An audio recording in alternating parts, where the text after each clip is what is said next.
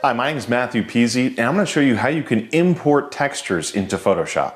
Textures are used for creating special effects inside of the program. What we're going to look at is a specific example as to how we can apply a texture to type inside of Photoshop.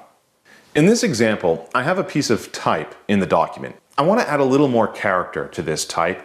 One way of doing that is using a layer style. So in the Layers panel, with the type layer selected, come down to the FX button and click it. This will open up a menu of different layer styles. Go ahead and choose Pattern Overlay. This will open up a dialog box and you'll find a small thumbnail of a pattern.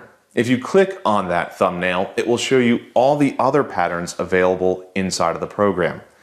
You'll notice right now it's pretty limited. What if you want to use your own pattern? What I'll do is cancel out of this dialog box, and I have another document open. I'll come over to that document by clicking on this document tab.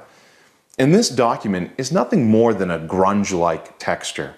I want to use this as my pattern overlay.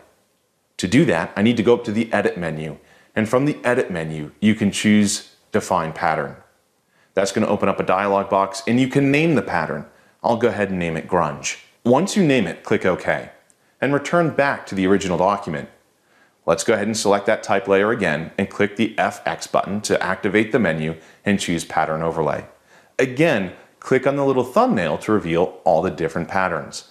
You'll notice the texture that we just defined is available.